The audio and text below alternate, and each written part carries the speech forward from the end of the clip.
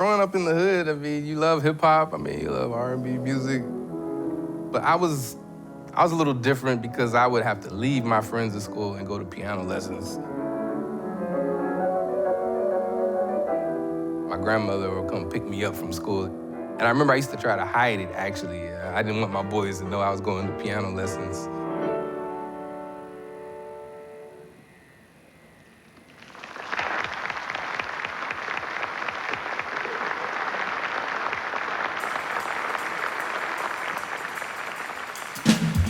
I think I could easily say the Pacific Northwest isn't really known for a whole lot of Black American culture.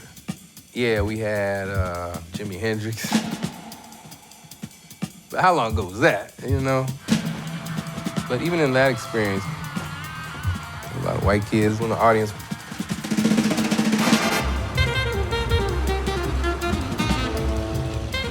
Most of the country, they associate this area with Starbucks, Microsoft, Boeing, Amazon.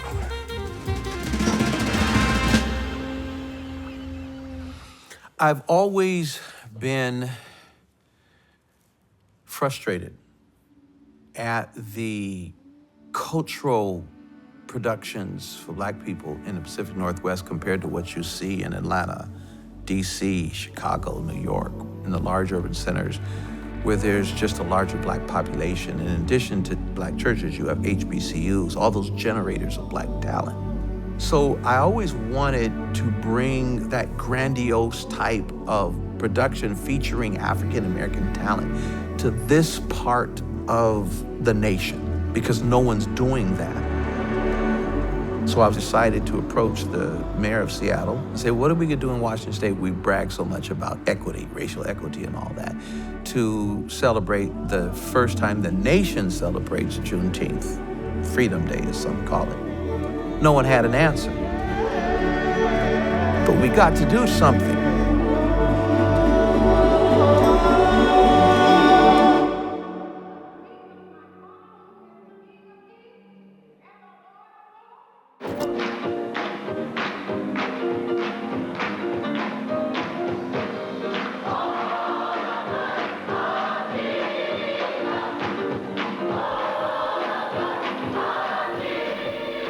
Being in church, where the Black church is just filled with music. The music is as important as the preached word in the Black church.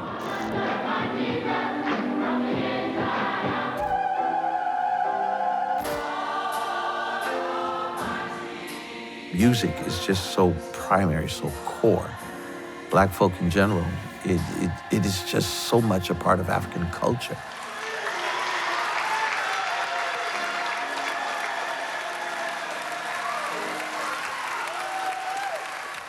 And really, our music is the soundtrack of our existence. If you lost every book written about African American history and culture, but you just captured the lyrics of our music, you could reconstruct our history from that. Sweet home, my Lord. Ramon, he's my nephew, 15 years younger than me. He's my brother's son. My parents were pretty young when they had me. They were both 17. And I was 15. So I've known him all his life. So he was at my mother's house all the time. And he always would crawl and then toddle and walk his way over to that piano. Yeah. He was fascinated with sound. Ramon's father spent so many of his adult years incarcerated. So Ramon was raised primarily by his maternal grandmother, Miss Bryant. Eileen Bryant, she's not too far from here in a long-term care facility. She wouldn't let me play football. I wanted to play football. So when I expressed interest in music, she completely just made every kind of arrangement. My grandmother was a choir director.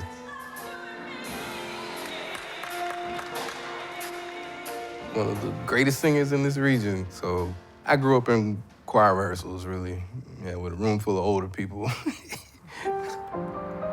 Right here in Tacoma, Washington.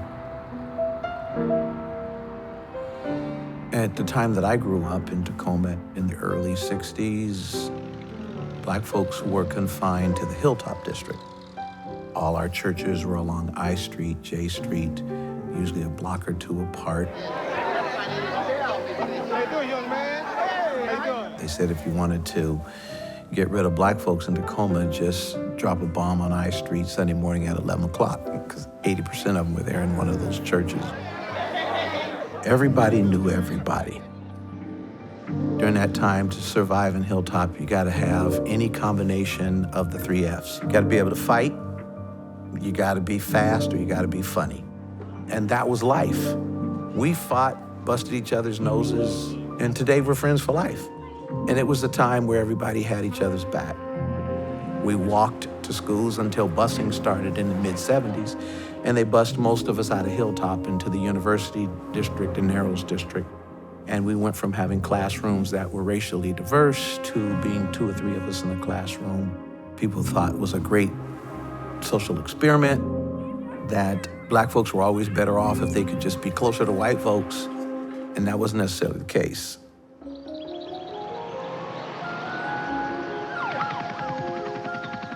We're on the way to a shooting right now. A white female gets shot, some black guy shot her.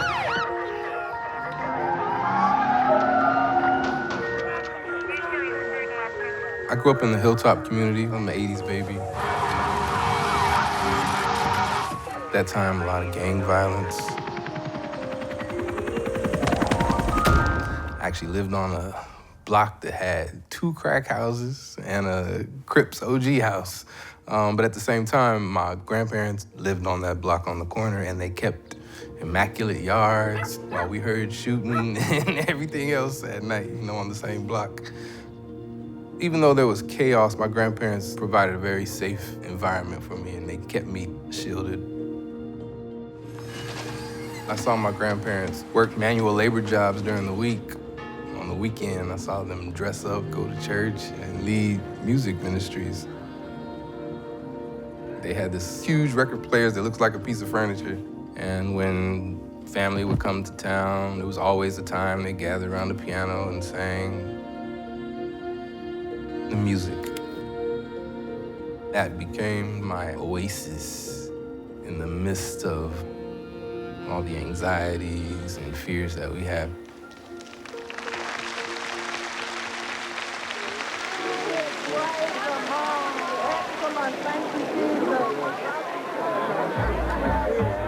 He had just graduated high school with no plans for what he was gonna do in the future. Ramon, I said, well, what are you doing? He had no plan. His dad, my brother, was in prison again at that time. I said, spend the summer with me. So he came back, stayed at the house. So we had to bring structure to him. We said, no, young people need to work and go to school during the day and sleep at night. Teach him to manage his time and so forth. Put him in the lives of other trained musicians like we had at our church. So Ramon got a chance to work with these very highly trained, very gifted musicians. That poured into him. So this was another layer of his development. I've often said that my relationship to Ramon is like Abraham and Lot in the Bible. Lot was Abraham's nephew that he took in and raised as his son. I say Fresh Prince and Uncle Phil.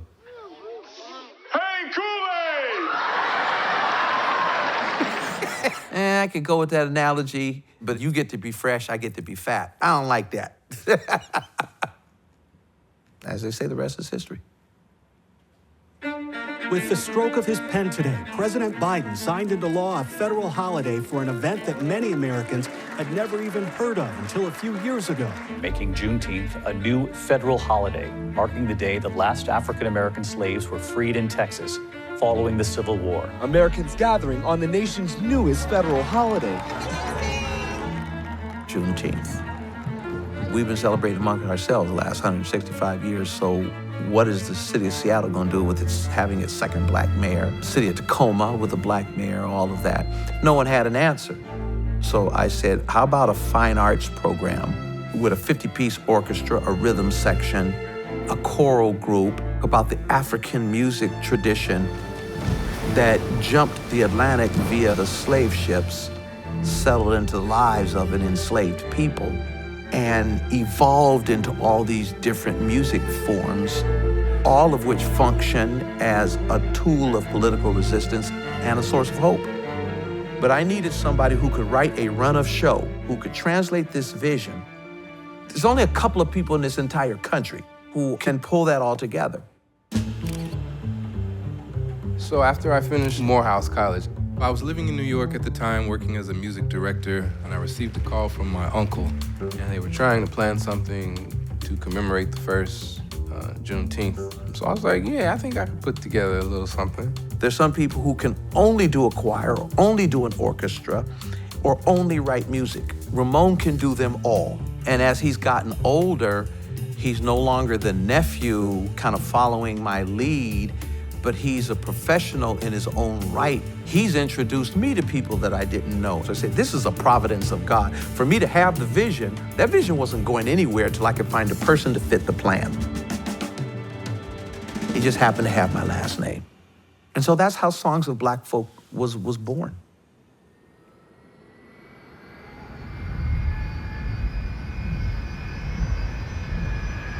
One of the values that they instill in us at Morehouse College is to take what we've learned and return to our home communities. So I left my life in New York City and moved back home to Seattle, hoping that Songs of Black Folk would breathe new life culturally into the Pacific Northwest. But when I got there, my grandmother started to decline rapidly. My grandmother has been in the same room since I got here in November. And there's a window right next to her bed she's never been able to turn her head to see out of. And he goes and sits with her every day around his rehearsals, his practice schedule, his writing music. And he said she used to sing to him. Now he goes and he sings to her. My grandma was one of the greatest singers in this region at one point. Huge voice. Now she's reduced to just a whisper.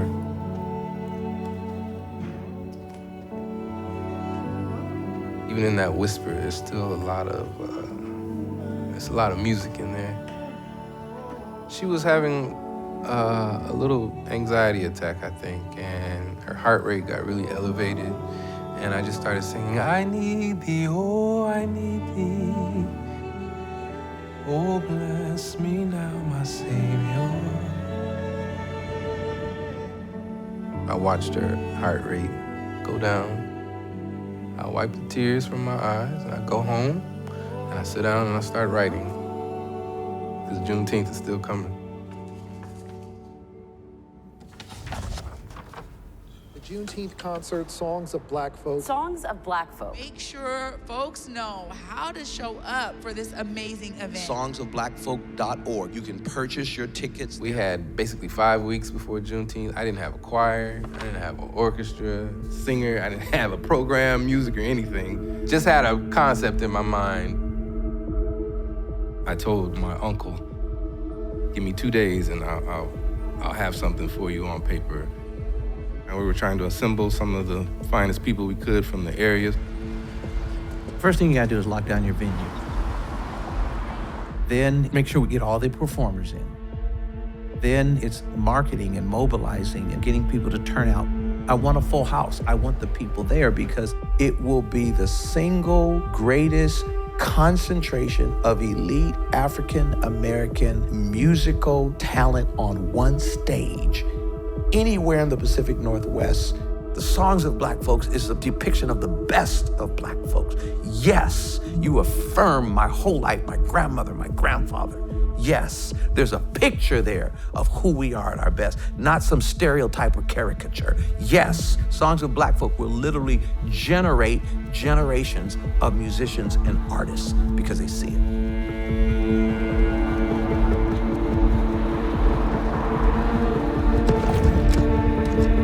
On those You get 241. I wanted to be superb. Perfection always escapes us. But excellence being extraordinary is within our grasp. But my concern is for my nephew. I know he's carrying a lot. I know he's been at the hospital all night long. So after rehearsals, he was called to her bedside. They peeled him away from it at about 4 a.m. He's on about an hour and a half of sleep.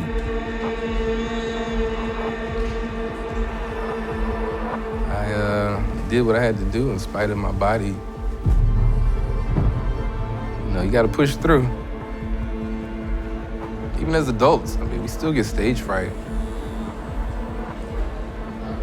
Sometimes I walk out on stage, I can be nervous. My legs were shaking, my hands were still clammy and sweaty.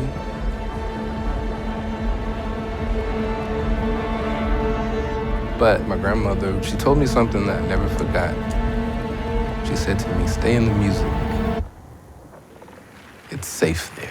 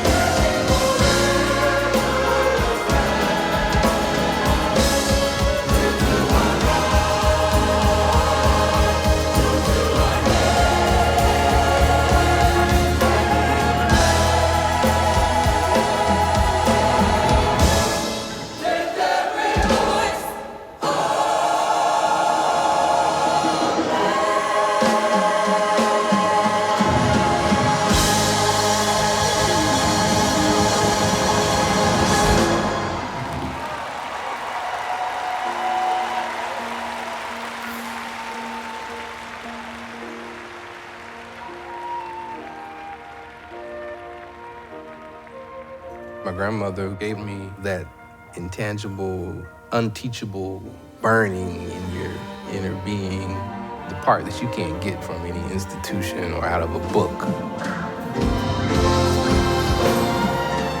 As a conductor, you have two jobs, really. Keep time and evoke the music.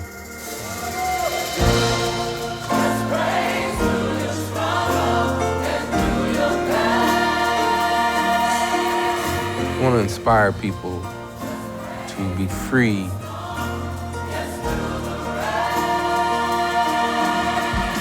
It's the music of resistance and hope.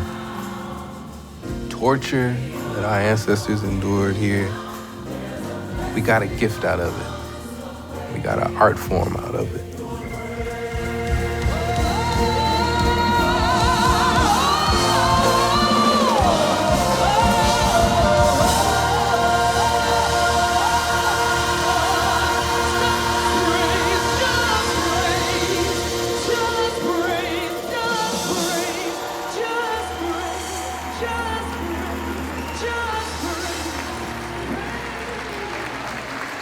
Is that all right?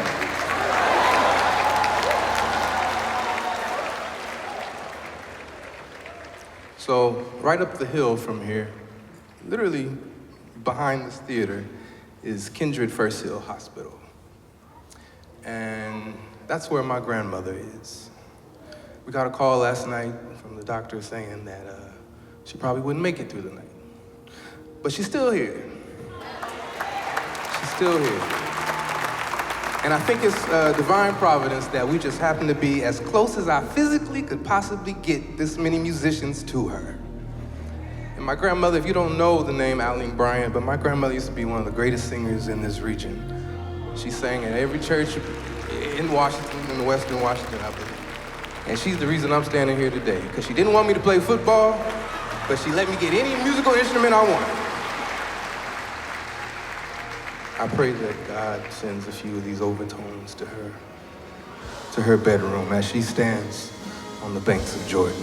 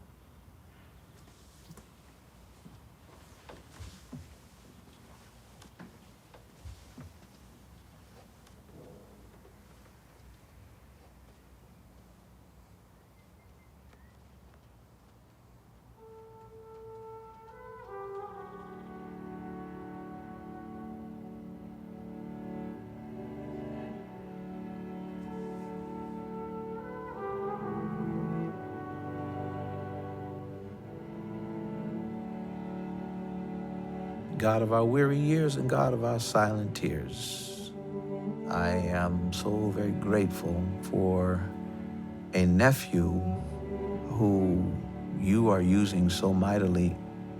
And I thank you for being the kind of God who breaks an alabaster box to release the perfume hidden inside. And so again and again, it is out of our brokenness that our genius flows. If I had never had a problem, I wouldn't know that God could solve them. And if I had never been hurt, I wouldn't know about your great healing. And if I had never been lost, I wouldn't know that you care enough to come and find us. And if I had never sinned, I would never experience your forgiveness. Continue to transform our deficits into opportunities to dramatize that with God all things are possible, and that hope always endures.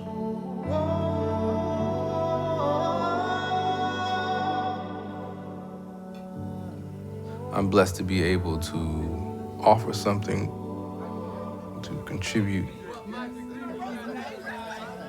I want to inspire people to be creative, to be imaginative, free people's mind. It's not easy, but when is it ever easy? Nobody ever said it was going to be easy. Stay in the music. It's safe there.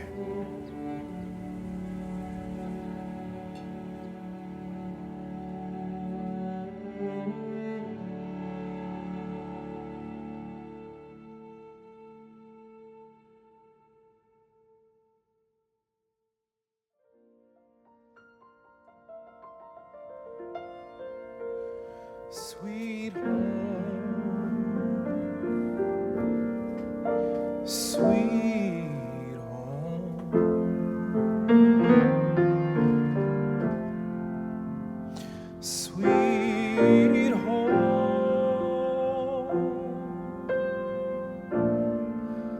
my